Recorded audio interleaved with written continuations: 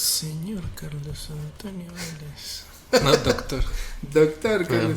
Palabras mayores. Vienen las palabras mayores de Daniel González. Palabras mayores. ¿Cómo es? ¿Se ha escuchado la cancioncita de Palabras Mayores? Que es una sección del man. No me acuerdo. Toda la verdad. Que es la cancioncita de Carlos Antonio Vélez. Si podría ser un invitado. Verdad. Como que genera muchas barreras con... Yo es que soy un hasta amargado, que no traigamos a Cristina Revert. Nichols. Es lo único que yo quiero con este podcast.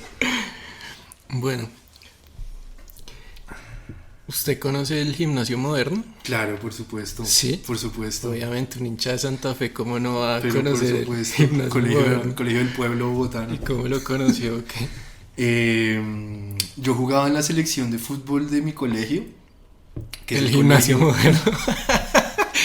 Yo tenía una banda de tropipop en el gimnasio. No, y el Gimnasio Moderno y el Rosario siempre tuvieron, porque mi colegio se acabó. Tuvieron tirria fuerte y había como un sentido de competencia muy fuerte entre los dos colegios. Sí, porque el Gimnasio Moderno era como el colegio de los gomelos y el colegio mío era el colegio del 7 de agosto. Okay. Y ambos eran muy buenos en fútbol, entonces siempre había ahí como esa rivalidad entre los dos colegios. Entre santafereños, porque Santa Fe sale del Rosario y de... Ajá. Y fui muchas veces a jugar fútbol allá. De hecho tengo otra gran... Hablando del Moderno y anécdotas, tengo una buena que se la contaré después. También. Pero sí fue por eso, jugando fútbol, fui muchas veces allá. Sí. No, lo que pasa es que yo lo conocí hace unos días. Okay. Yo fui por el Festival Iberoamericano de Teatro, que tenían como una obra ahí bacana. Y nada, estaba ahí y cuando aparece de la nada Don Julio Correa. Uy, personajazo. Leyenda viva del show business colombiano. Y no solo eso, o sea, no solo puedo decir que conocí a Julio Correal, sino que lo conocí sobrio. O sea, se juntaron las estrellas, o sea, yo creo que muy poca gente eso puede es un decir animal mitológico. Conocí a Julio Correal y estaba sobrio, muy poca gente, creo que ya puedo pedí los 3 deseos, obviamente. Sí. Y nada, el man ahí muy bien portado. Y nada, o sea, ese man me pareció como... no sé, o sea, es como ver a un dios andante, el man ahí con sus gafas, tal, con su pareja, entró claramente todo el mundo mirándolo. Y pues ver a ese man sobrio, el man que le dio la mejor farra de su vida a Cerati.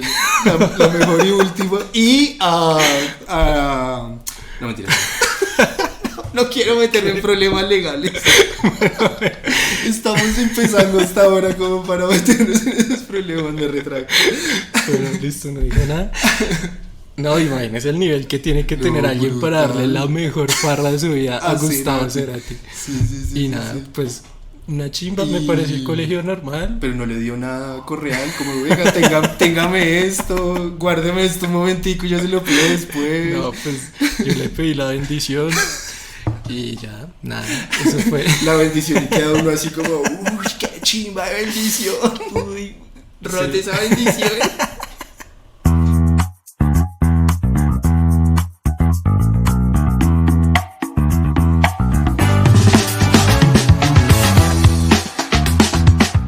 La Central, el podcast referente del progresismo Chirri Chic.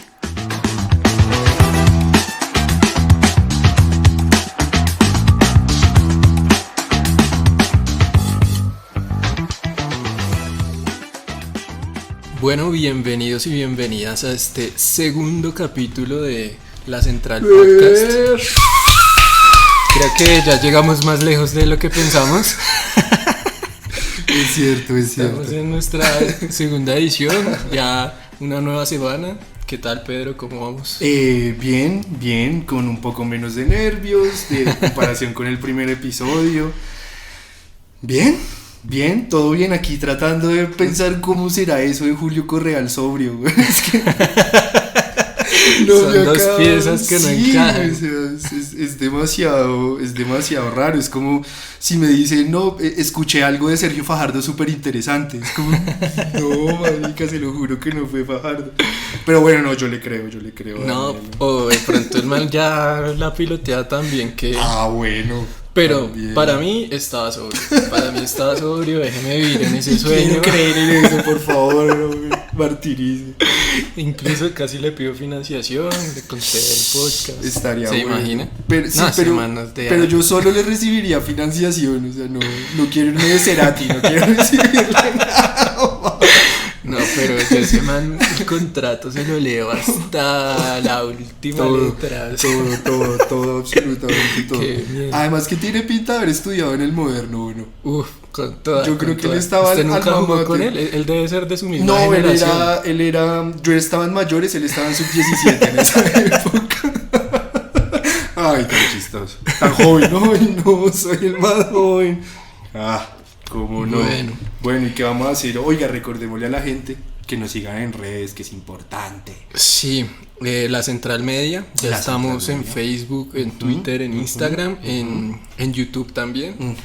Y nada, se vienen cositas. Y por favor, compartan nuestros episodios, bien sea los que están colgados en las plataformas o los videitos que tienen en YouTube o lo que ven en redes sociales. Compártanlo, por favor, etiquétennos, que es muy importante para que nosotros podamos ahí estar pendiente de la vuelta. Compártanle la cosa a los amigos, a la pareja, a la tía uribista, al primo petrista, todo el mundo, no importa. Ayúdennos a que la Central se vuelva cada vez más central y más importante. Sí, pues el episodio pasado estábamos planteando guerra con RCN. Totalmente. O sea, estamos como en ese propósito, vamos poquito a poco. Si yo llegara a tener alguna influencia en RCN, pondría 12 horas de la Central, así transmitiendo. Pero en vivo. ¿a qué hora? Temprano, es que yo soy madrugador, o sea, empezar 4 de la mañana así, haciendo una sección como del campo, ¿sabes? Esos programas de por la mañana que son como de profesor por allá en Tabio. Yo obviamente solamente enseñaría a sembrar marihuana, o sea, me parece que el resto de hortalizas y verduras, hacer una zanja, todo eso. 12 horas, o sea, 12 horas contenidos de la Central y 12 horas de la Rosa de Guadalupe. Creo que eso sería perfecto para yo los colombianos. Tengo que confesar que sí soy fan de un programa de RCN, pero mal. Uy, a ver. No, pues Masterchef. De hace 1000 años no. ¿A lo bien? No, yo la verdad es que no me lo pierdo, o sea, Masterchef. Es que me gustan los realities. ¿Y esto es con famosos o es con gente mundana? Sí, ahora lo volvieron a hacer solo con famosos. Okay. Hay un montón. Está Tatán Mejía, ¿sabe cuál es? No. ¿No sabe quién es Tatán Mejía? No, en serio que no. ¿Quién es Tatán Mejía? Un motocrossista reconocido. ¿Sabe quién es Maleja Restrepo? ¿No? ¡Qué desastre! No, ¿quién es Maleja Restrepo? Es la esposa de Tatán Mejía. Bueno. No, pero es que era para ver si la conocía. Pues, no, ¿y ella qué hace además de ser la esposa de Tatán Mejía? Ella es presentadora. Ok. Y ahorita está como en un programa de City TV, es un hueso. Ok. Pero, no, ni idea. Bueno. ¿Quién más está? Manuela González. ¿Sabe? Hombre, por supuesto. Eso Lolita, sí, ¿no? Claro, Lolita. Manuela González. Además me parece guapísima. Sí, era mi amor platónico cuando era más pequeño. Tostado, el dueño de los cafés. ¡Qué buen chiste! No, está ese man, pero ya lo sacaron. Bueno, hay un montón de gente ahí. Ok. Y yo estoy metidísimo. Y ese está bueno, sí. ¿Y qué es competencia el que mejor cocine? Y sí. Masterchef, sí. Pero la gente vota. A mí siempre me ha gustado eso de los realities, cuando la gente puede votar. Sí. O es experto que elige. No, es el jurado. Ajá, y el jurado los va sacando. Ya. Pero No sé, a mí cuando la gente vota en los realities no me gusta. Ok. O sea, usted es más protagonistas de novela. Uy, gran programa. Vea que para mí Haider Villa fue una influencia en mi vida muy importante durante muchísimos años. Sí, a mí me gusta que la gente vote, y sobre todo me parece del putas que los canales o las programadoras cobren el voto de la gente, ¿no? O bueno, así era en mi época, que uno mandaba un mensaje. Obvio. Era carísimo además, ¿no? Sí, Me parece una analogía muy bonita de la democracia. Yo cuando estaba chiquito una vez llamé a ¿Quién quiere ser millonario? Ay, pucha. Sin permiso de mis papás, después les llegó la de vainas serias, o sea. Hablemos de vainas serias. Bueno, vamos a hablar los próximos 40 minutos sobre Ariel Ávila. Bueno. Que hay de cosas que hay para hablar, güey. Es que también ese es un reto virtud de hacer un podcast de política y actualidad y tal, ¿no? Es como tanta tela por cortar. No, y es que antes era lo que usted decía, bueno, usted todavía se mueve en ese mundo, sale la portada del Tiempo y toda la semana es eso. Toda la semana se habla, listo, de esta vuelta, pero es que ahora todos los días es un tema diferente, o sea, hay una vaina nueva, es imposible, o sea, creo que ya uno se sobresatura de tantas cosas, pero bueno, una cosa que venía pasando y que creo que es muy importante es pues todo el tema del paro armado, del clan del Golfo, que pues paralizado parte de Córdoba, de Antioquia, hablan como de todo este paro que está haciendo este grupo armado por la captura de Otoniel, y su posterior extradición.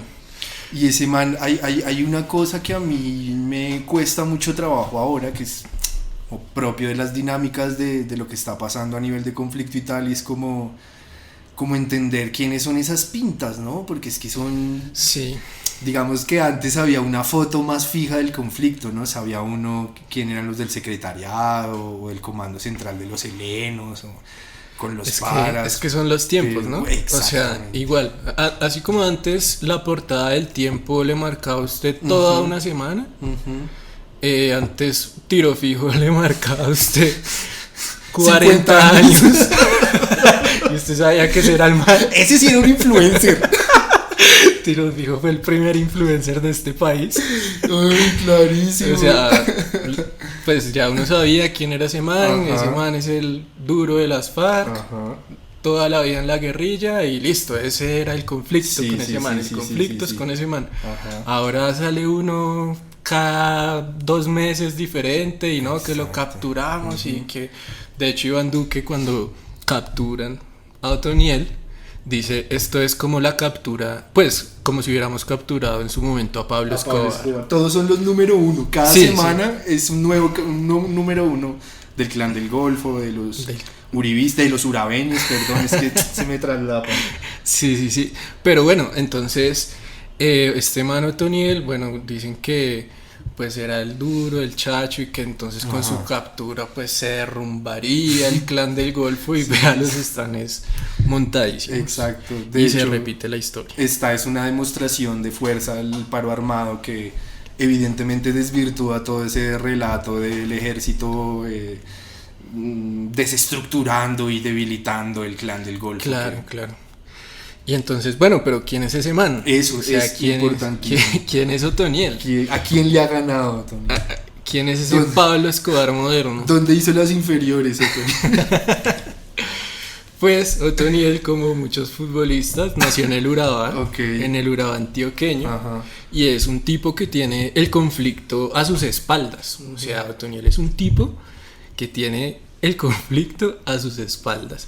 Ese man nació en Turbo, en un corregimiento de Turbo, y no había cumplido la mayoría de edad y ya estaba en las FARC. O sea, el man comenzó por ahí.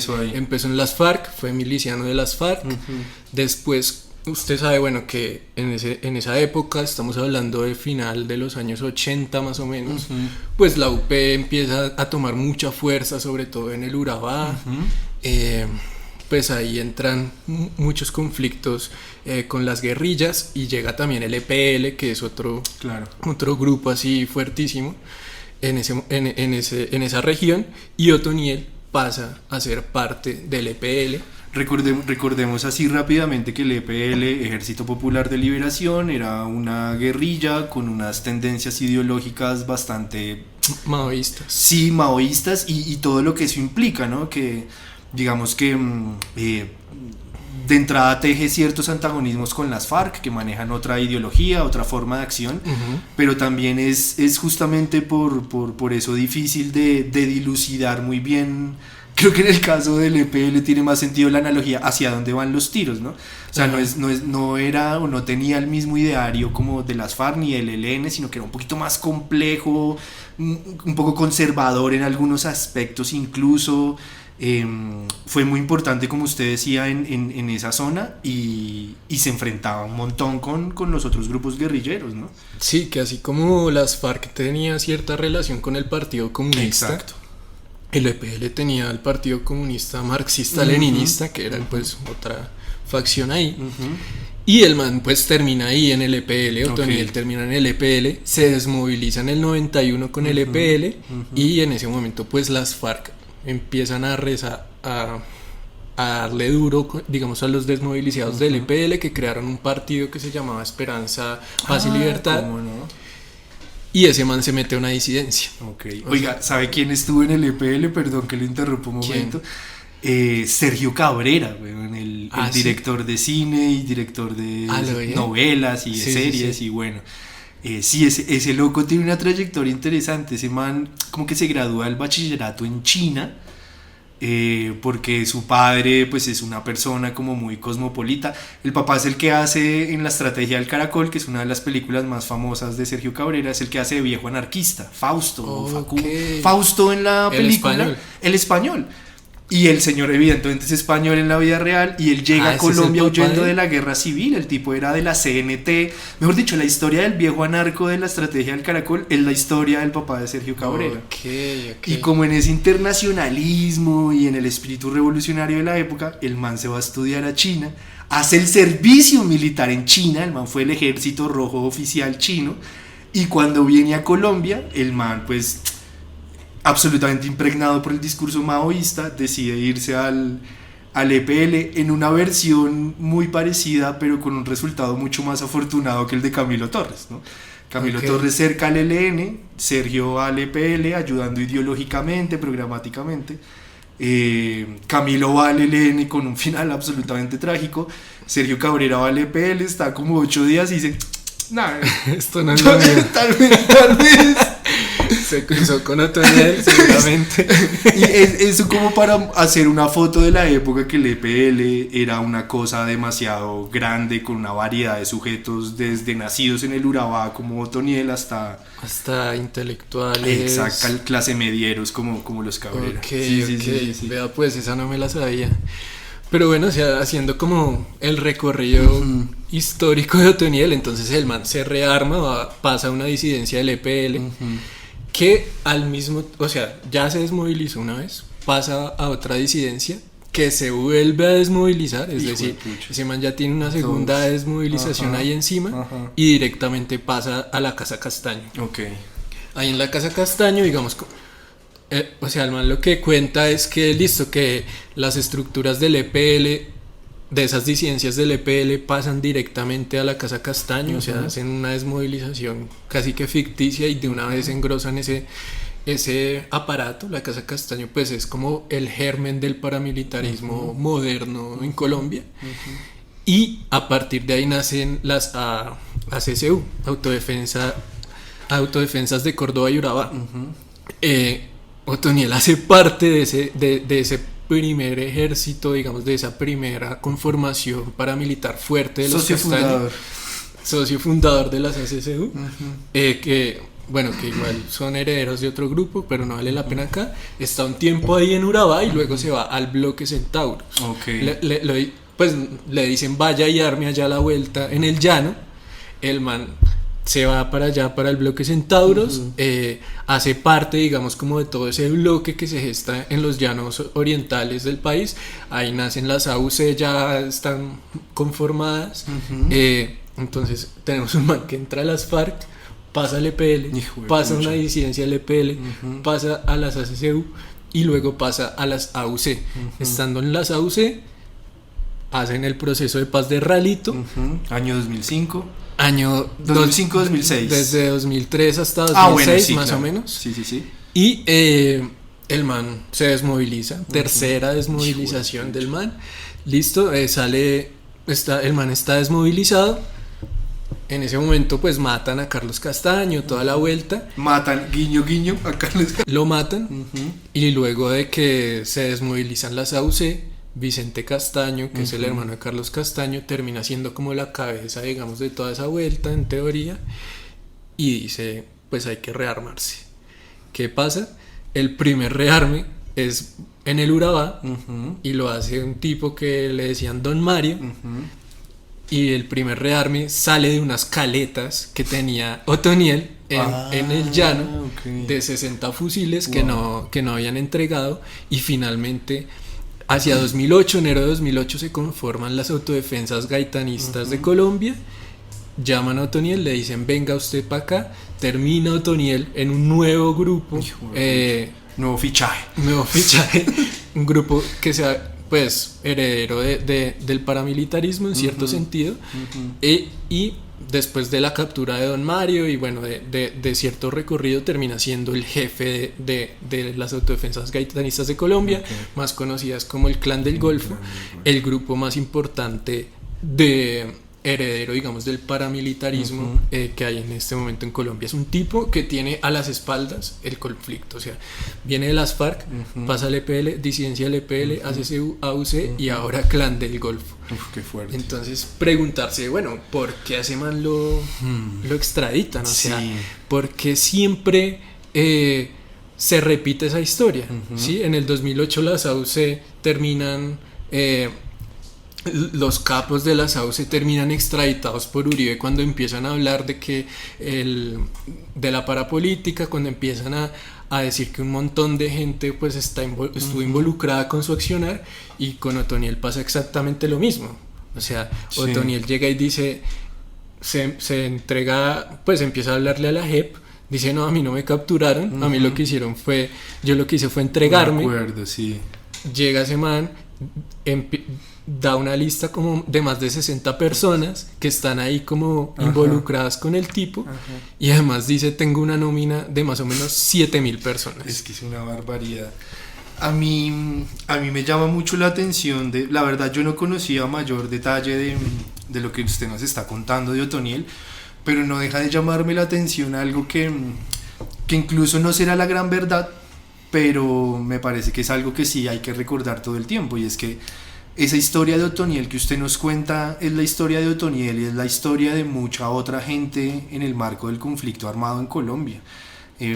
Digamos que una de las grandes consecuencias del relato de la seguridad democrática, sobre todo, pero si uno quiere echar para atrás, puede echar para atrás sin ningún problema, es abstraer la humanidad de los actores del conflicto armado y dotarlos de una maldad o una bondad intrínseca, ¿no? Y con eso viene, digamos, acompañado de que quien está en la guerrilla es un marxista-leninista, un maoísta o tal, y quien está en los paramilitares es alguien de extrema derecha, supremamente formado, consciente del actor armado en el que está, etcétera, etcétera, etcétera. Y creo que historias como las de Otoniel, trayectorias como las de Otoniel, y insisto, de mucha otra gente en las mismas condiciones, nos demuestra pues que en realidad este tipo de personas son mano de obra, y son mano de obra barata de la guerra. El paso que usted nos cuenta de Otoniel, del EPL, a otros grupos armados, casi que uno puede hacer una trayectoria del conflicto armado en el Urabá, solamente con la historia de Otoniel. Es la historia de tanta otra, mucha gente que pasa de un lado a otro sin hallar soluciones. Exactamente, y porque se ven también inmersos no solamente en, por decirlo de alguna manera, que los actores armados y el conflicto como tal es la única salida económica o que hay en sus territorios, sino que además la dinámica misma de la guerra se los lleva por delante, ¿sí? Yo tuve que pasar un tiempo importante en el Urabá colombiano, hace como 5 años, 6 años, y gran parte de mi trabajo era entrevistar a personas que se habían desmovilizado del bloque Elmer Cárdenas del Urabá antioqueño y chocuano. Y es que yo lo escuchaba y era todas esas historias otra vez viniendo a la cabeza. No, yo pasé por el EPL, luego pasé a la Casa Castaño, luego tal.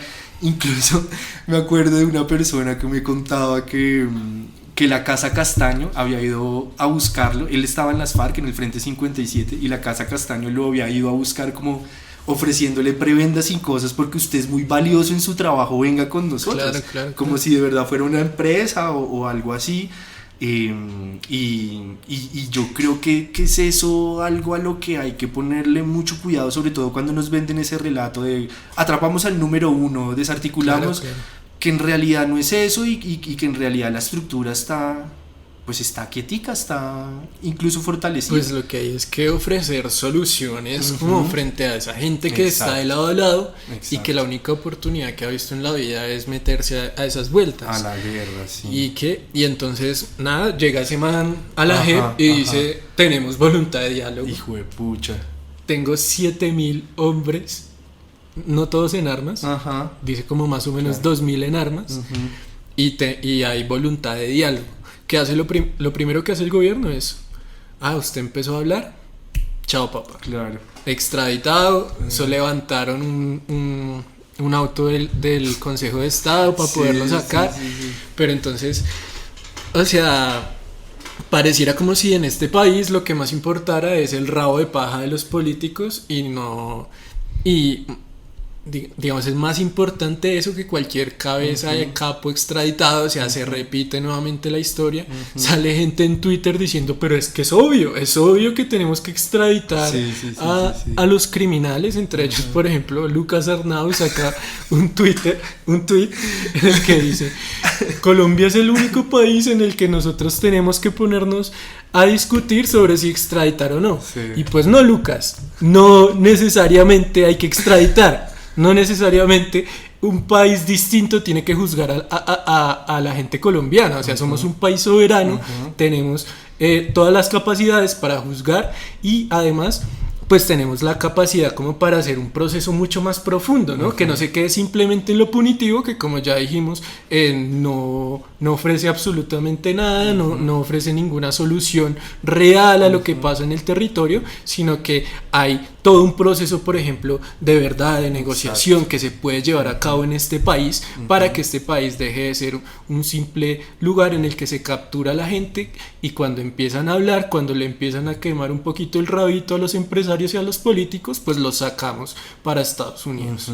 Y es el círculo, es el maldito círculo vicioso en el que se ha desarrollado cualquier alternativa a resolver el conflicto de forma no violenta, ¿no? Cualquier intento de paz, de verdad, de reparación, etcétera, etcétera, etcétera, pues se ve siempre, digamos, torpedeado por acciones como estas. Pasó justamente, usted mencionaba hace un rato lo de Ralito, todo el proceso de justicia y paz en la desmovilización de los paramilitares.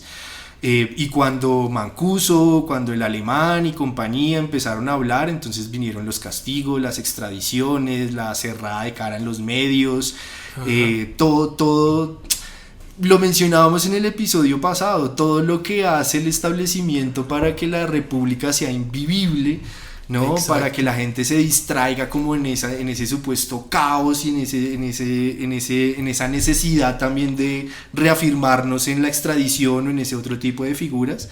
Y acá nos quedamos con lo mismo, además que con lo de Otoniel una viñeta muy interesante, y es que finalmente y por acción de tutela unos periodistas de Caracol habían logrado hacerle una entrevista, ¿no? Exacto, bueno, eso dicen. Habían conseguido el espacio, el permiso para hacer la entrevista. Que iba a ser el día siguiente al que lo extraditan, exactamente, ¿no? Y es que de verdad es descarado, es descarada la manera en la que intentan tapar esa verdad, todos esos testimonios que hay en torno a la manera en la que se configura y funciona el conflicto, sobre todo en esa zona de Urabá donde confluyen tantos intereses de empresarios de todo tipo. Sí, no, y es una actitud mafiosa la del gobierno, ¿no? El que habla se va, o sea, la lleva, o sea, que hay una ley del silencio en la que no se puede decir nada. De hecho, Duque hace poco estaban hablando que querían tramitar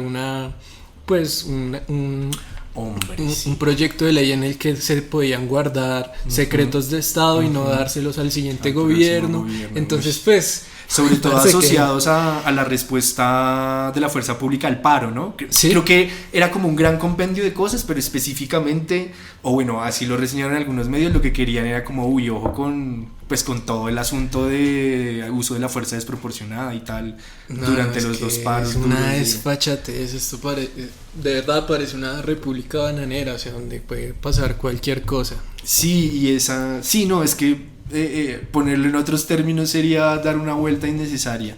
La actitud mafiosa, la composición mafiosa del poder. Es todo como para una tesis de Ariel Ávila. para que nos resuma la actitud mafiosa del establecimiento en tres puntos.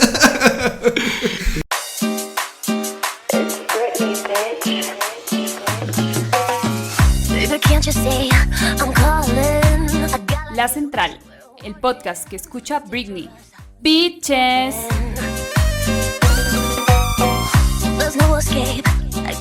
De hecho, hace poco por una vuelta ahí del trabajo tenía como que buscar una serie o una película que me ayudara a explicar para una clase que iba a dar algún tema como de coyuntura política, conformación del poder ahorita en Colombia, hablar.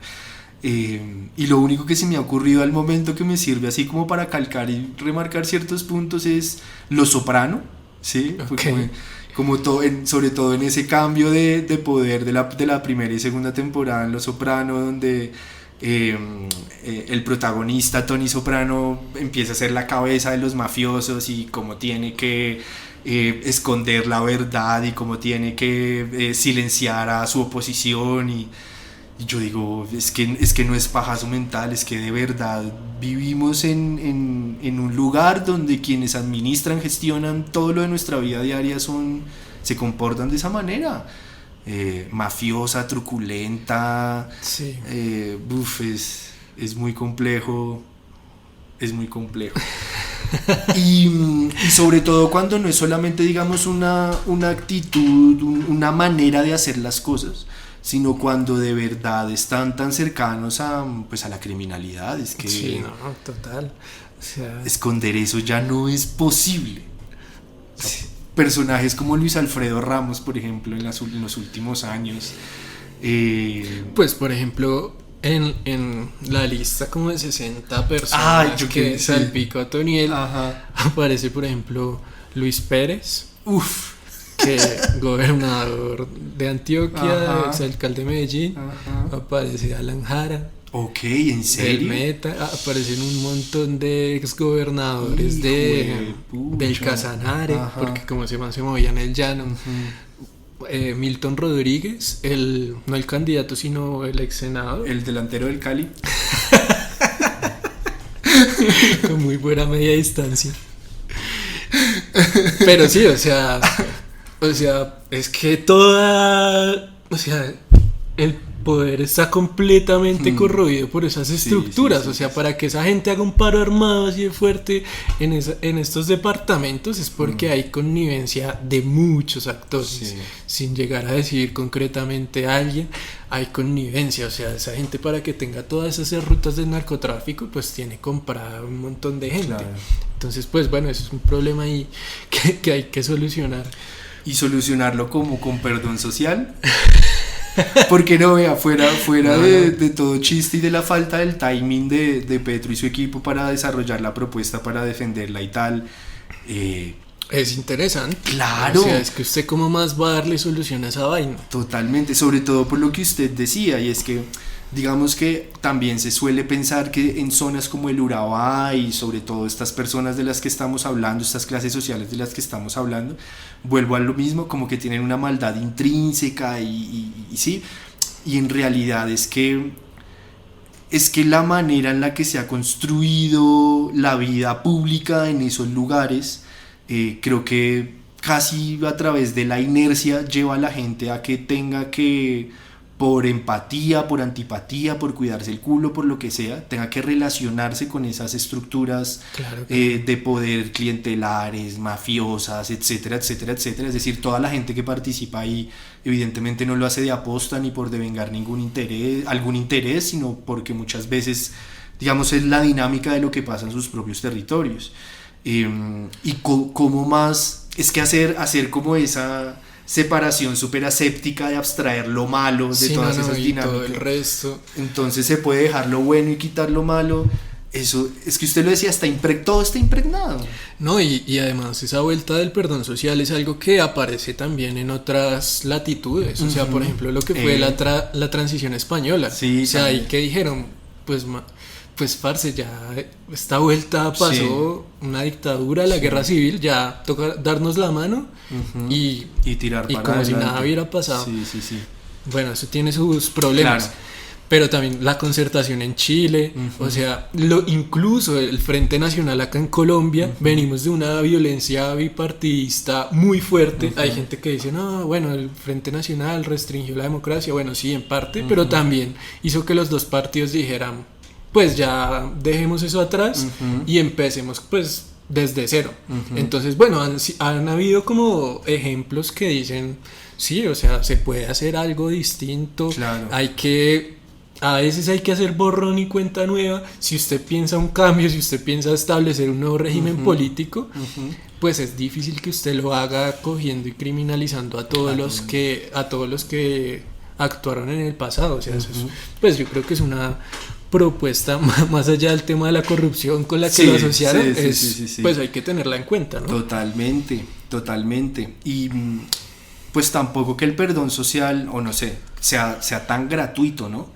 Claro. Que es también como muchos medios intentaron, y obviamente adversarios políticos de Petrovsky intentaron como llevar la conversación hacia allá, y era como el tipo lo que va a hacer es intercambiar perdón social por votos, o lo que está proponiendo es intercambiar perdón social por votos. Es que el timing ahí, como usted fue dice, malísimo, o sea, habla de perdón social cuando le sacan la vuelta al hermano, o sea, y lo de Piedad estaba calientico, y sí, no, era un muy mal momento. Pero sí creo que la moneda de cambio, término feo, pero ahí como para seguir en la comprensión más básica del tema, la moneda de cambio debería ser la verdad. Claro. ¿No?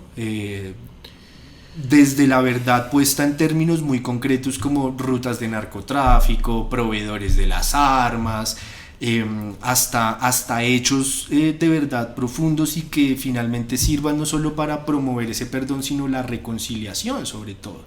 Y planes de reincorporación serios, o sea, porque si no sigue pasando lo mismo, o sea, sigue pasando, se repite la historia de Otoniel, un tipo que se desmovilizó tres veces, y vea quién es ahora. El Pablo Escobar moderno, como diría Iván Duque. O sea, es que eso es una vaina básica, ¿no? Es lo que dice Lucas Arnau, que hay que mandarlos a todos a Estados Unidos, ¿sí? A Miami. Como él, porque él vive en Miami. A su casa, que lo reciba. Vea, si los quiere tener en Estados Unidos, entonces recíbalo en su casa. Así como le decían los fachas a los españoles que querían recibir migrantes.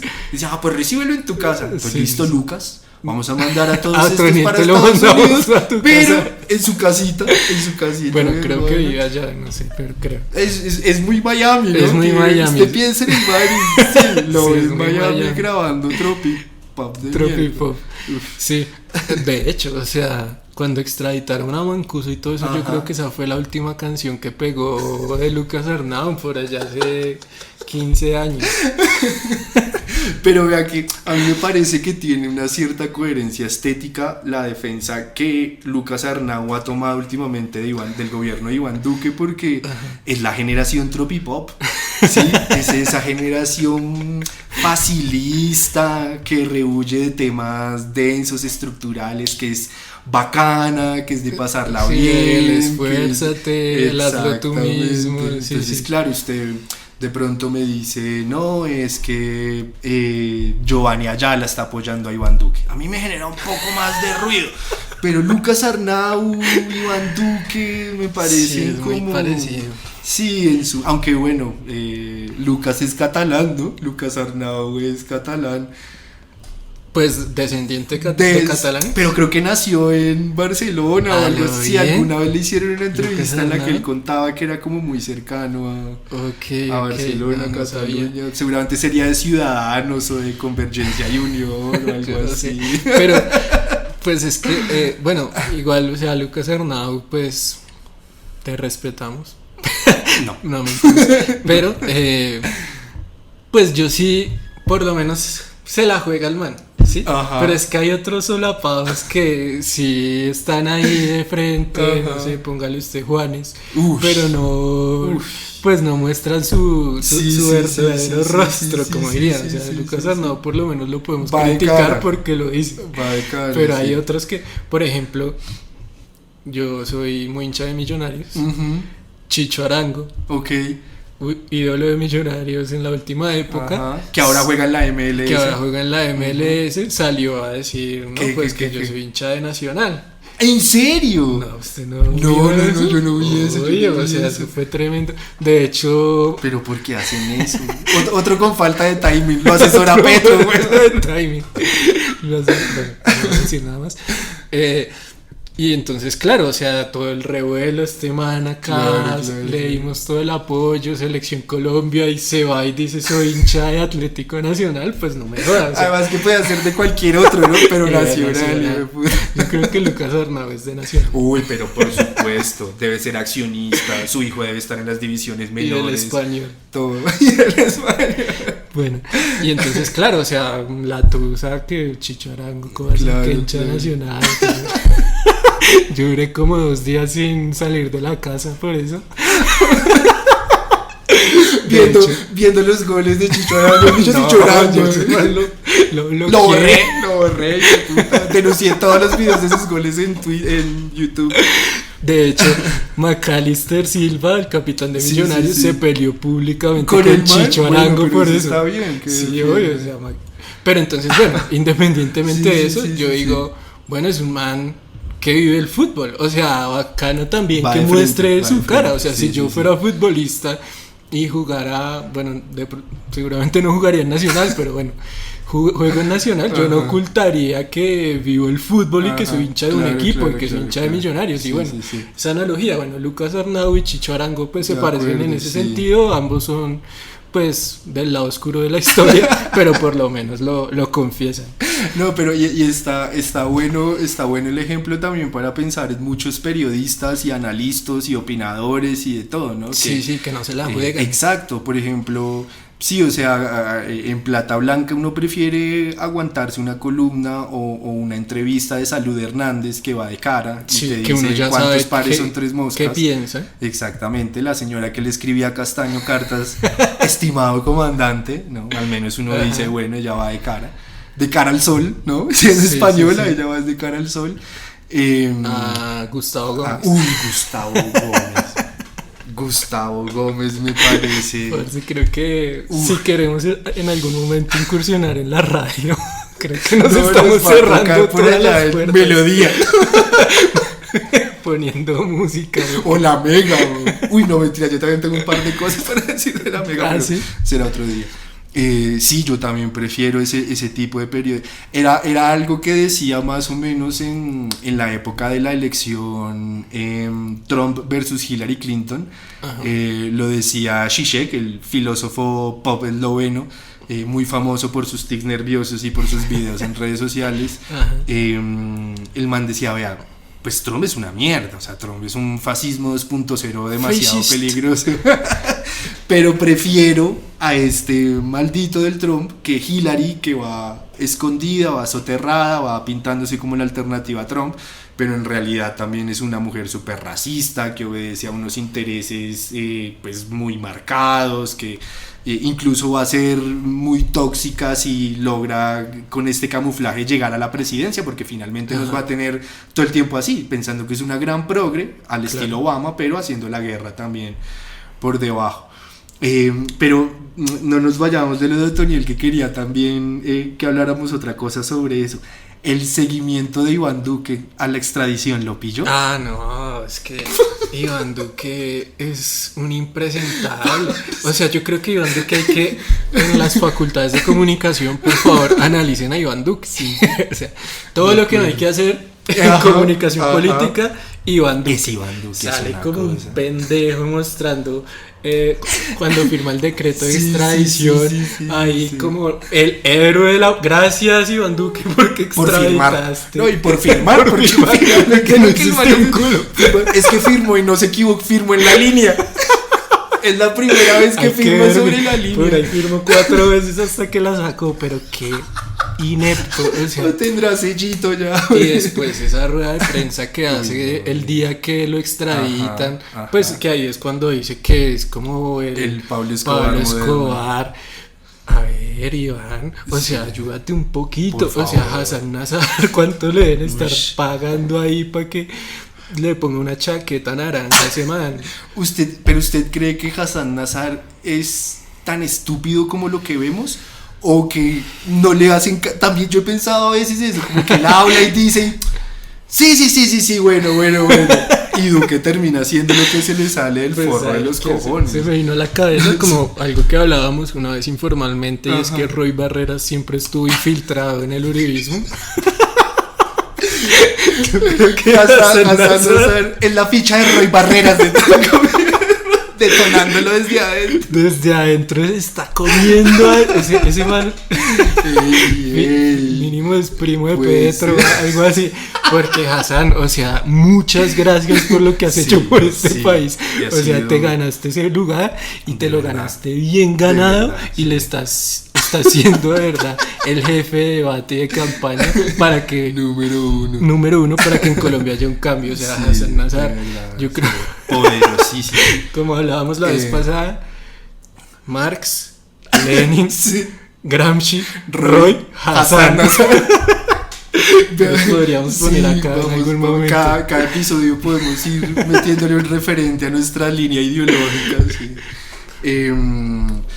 Me acordé de un tuit que puso Laura Gil, creo que es el nombre de la directora de Línea del Medio, la uruguaya o la colombo-uruguaya, que ella decía algo que ha sido como evidente, bueno, evidente no, pero sí lo han dicho muchas otras personas de medios, opinadores, periodistas, y es que lo que aturde, además de la incapacidad o la falta de voluntad del gobierno para hacer bien su trabajo, es que, según se dice, Iván Duque está absolutamente convencido de que hace bien su trabajo. Sí, total. Entonces no es como que solamente, porque uno encuentra como una disonancia, ¿no? Una disonancia en términos de que evidentemente todos sabemos que hace 4 años Iván Duque no tenía ningún capital político, ni intelectual, ni nada para ser presidente de Colombia, pero le dieron una tarea, ¿cierto? Y él pues tenía que hacer esta tarea y vale. Creo que el tipo sufre una disonancia, y es que él cree que es un personaje fuerte, es un líder político fuerte, y que le pusieron esa tarea justamente porque tiene las capacidades para hacerlo. Pero no contento con eso, entonces ahora como que él de verdad cree, según lo que dice Laura Gil y tanta mucha otra gente, es que él se come el cuento, que lo está haciendo muy bien, que tiene resultados para mostrar, que evidentemente todo lo negativo que se ve de su gobierno es un relato, una propaganda. ¿Usted qué? ¿Será? No, yo creo que, o sea, pues si usted ve las fotos que saca y las ruedas de prensa que hace así súper convencido, yo me la creo. O sea, yo me creo esa versión. Pero es que, o sea, por un lado el man se pareciera autista, ¿no? Que el man cree que no se da cuenta de lo que pasa a su alrededor, y todo lo que hace es de un digno mandatario. Pero por otro lado es que hasta el mismo Álvaro Uribe dice, gobierno no ha sabido hacer bien las cosas. O sea, su mismo jefe político se lo está diciendo. Entonces no sé si Iván está en su etapa adolescente en el que no le cree a los papás y cree que todo lo que hace lo hace súper bien, o yo no sé pues qué es lo que pasa, pero pues Sí, o sea, por un lado yo creo que el man se la cree. Yo también estoy yendo hacia el mismo lado, sí, yo creo que él está seguro de que lo está haciendo súper bien, que es un tipo súper moderno, que incluso yo creo que él se relata a sí mismo como un gran vanguardista, ¿no? Que está tan a la vanguardia que nosotros no estamos en la capacidad de entender todo eso tan bonito, tan hermoso, de la economía naranja, de la paz con legalidad. Es un tipo avanzado de nuestro tiempo. Que además es una colección de pajas mentales brutales. Uy, no. Paz con legalidad, economía naranja. O sea, es el momento en que nadie tiene ni puta idea para qué sirve eso, ni cómo se come, ni nada. Es que no ha generado nada. Sí, o sea, yo creo que por elegir al menos barra dorada de la camada, terminaron eligiendo a un tipo que no aprendió todo lo que hizo su jefe, ¿no? Porque sí. Uribe es un tipo, todo el mundo tenía la seguridad democrática en el corazón, ¿no? Sí. O sea, es uno bueno, yo no, pero la mayoría de gente... Hágase. No, la verdad, no. Pero la mayoría de gente palpitaba seguridad democrática. Claro. O sea, o al menos si no se identificaba con eso, estaba en la capacidad de interpelar a la seguridad democrática porque era algo, significaba algo. Así fuera muertos, así fuera violencia, así fuera reacción, así fuera autoritarismo. Exacto. Pues usted tenía claro más o menos hacia dónde iba la cosa pero es que aquí ni eso. No. O sea, que es lo mínimo, parce. Y, o sea, usted ahorita le pregunta a alguien si... Yo creo que en su momento había gente que daba la vida por la seguridad democrática. Claro. O sea, gente que de verdad... Sí. O sea, la tenía tan marcada. Sí. O sea, ¿quién va a dar la vida por la economía naranja? O sea, esa gente está sin bandera. Exacto. Y segundo, pues, que es un imbécil o que Hassan Nazar ha hecho muy bien su tarea. Sí, yo creo que finalmente el uribismo terminó siendo... Esto no lo ha dicho nadie, esto va a ser súper innovador. El uribismo terminó siendo víctima de su estrategia que empleó hace 4 años, ajá, que fue pues la de escoger al personaje más vacío, justamente como para tener una especie de carcasa a la cual llenar de contenido y gobernar. El tipo no solamente fue un incapaz, sino que se creyó el cuento, terminó tratando de romper el cordón umbilical con el uribismo pura sangre. Finalmente María Fernanda Cabal, Paloma Valencia, el mismo Uribe odian su gobierno, critican su gobierno. El tipo no encontró ningún otro lugar, ninguna otra fuerza política que lo adoptara. Evidentemente no estuvo en capacidad de crear un electorado, ni unos seguidores, ni seguidores en Twitter, creo yo. O sea, yo creo que de hecho es que yo creo que es el primer presidente del cual no se habla de su apellicismo, ¿no? Acá se habla del duquismo, uribismo, santismo. El duquismo no existe. Se utiliza a veces como broma, ¿no? Incluso samperismo. O sea, todos como Gabriel, que han creado. Sí, pero duquismo. Sí. O sea, incluso Claudia López, de quien también podríamos hablar muchas cosas por la pésima administración que ha hecho. Incluso se habla de claudismo, ¿no? En algunos medios se habla del claudismo dentro del Partido Verde. Claro. Con lo que yo quería decir también con lo pasado era que lo que me sorprende es que vuelvan a emplear la misma estrategia. Estoy hablando del uribismo y el establecimiento, y es volver a seleccionar un personaje vacío de contenido, sin relato, sin horizonte de país, sin capital político, para volver a hacer como la misma jugada. O sea, aló, buenas, ¿quién hay ahí?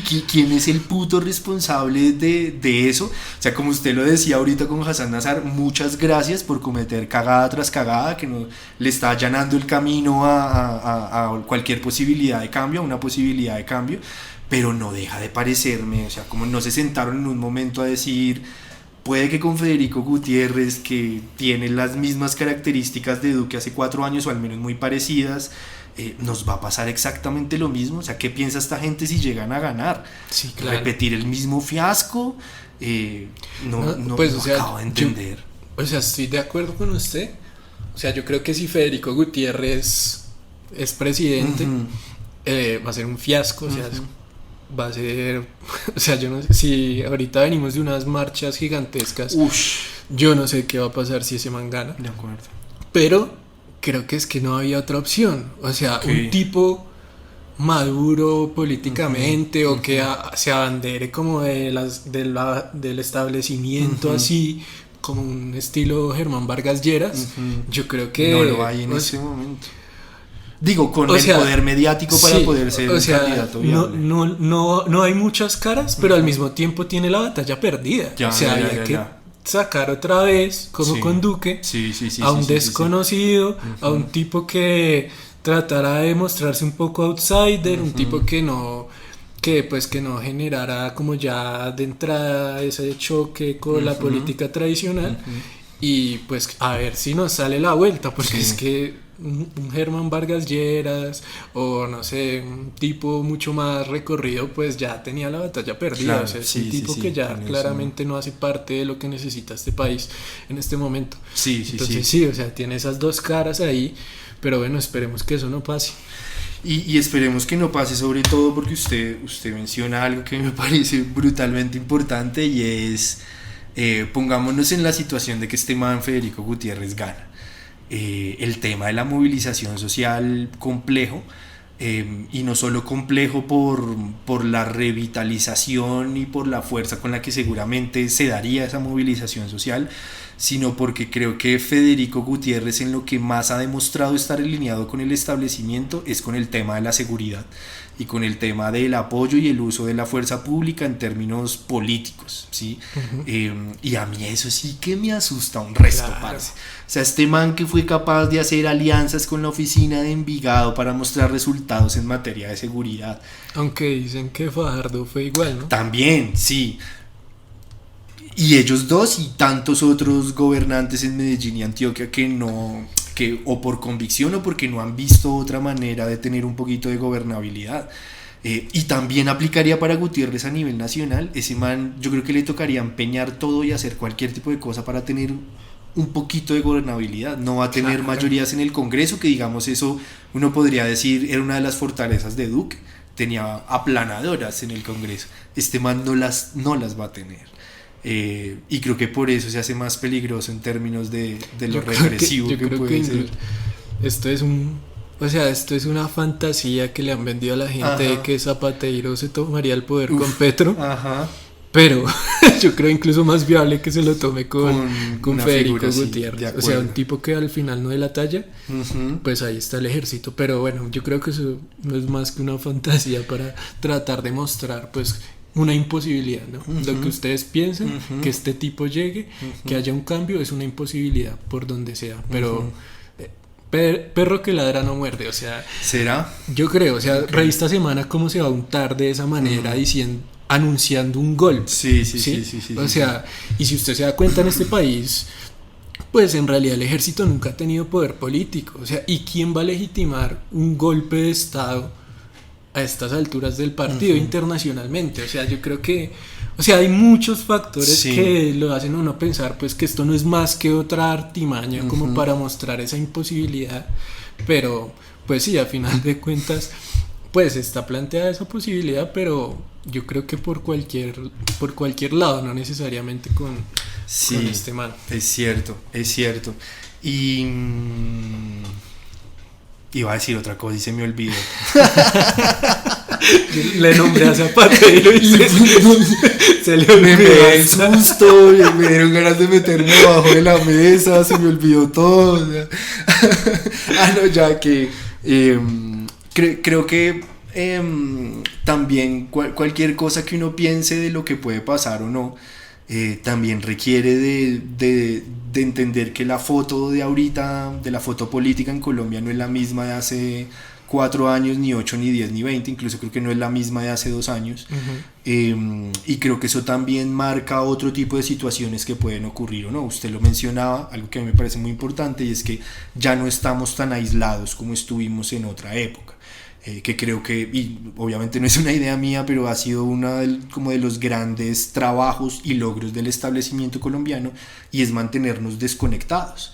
Mientras Latinoamérica hace 20 años daba un giro hacia la izquierda, Colombia lo daba hacia la derecha, empezando el siglo XX, mientras toda Latinoamérica giraba hacia lo laico, hacia construir instituciones liberales, Colombia sufrió la regeneración, siempre hemos ido como en contravía, no por tercos sino por aislados, y creo que gran parte de lo que ha logrado hacer el movimiento social, lo que ha logrado hacer Petro y también Francia, y creo que en eso Francia ha sido muy importante, es que ya no estamos tan aislados, es que hay gente viéndonos, viendo el proceso colombiano, aprendiendo del proceso colombiano, sí, estudiando el proceso colombiano. ¿No? Y hay que reconocer también algunos avances mismos desde la institucionalidad para que eso pasara. O sea, por ejemplo, el gobierno de Samper trae a todos estos organismos internacionales, defensores de derechos humanos, o sea... De acuerdo. Sí, o sea, pensar en un golpe de estado de los militares en este momento es muy siglo XX, o sea, no digo que no pueda pasar, pero... Sí, pues sí, la posibilidad. Pero bueno, yo creo que sí, lo hacen más es por asustar, por decir esto no va a poder pasar, por disuadir, que ya pensar concretamente en que eso suceda. De acuerdo, muy de acuerdo. Pues le cuento que estábamos un poquito pasados de tiempo. Pero estamos bien, entonces yo creo que es el momento en el que si tiene que decirle otra cosita a Lucas Arnau. Pues me imagino que irá a Lucas Arnau si Zapatero se fan número uno. Fan número uno. De Miami. Le compondrá canción. Uy, esto sería muy distópico. Imagínense una dictadura de Zapatero con banda sonora tropipop. No, ay, sí, hay que irse al país. Pero a Miami no. A Miami no. Como Otoniel la supo hacer. Otoniel sí sabía cómo era la vuelta. Otoniel dijo, no, si gana Petro me voy del país. Y como va a ganar se fue desde antes. Total.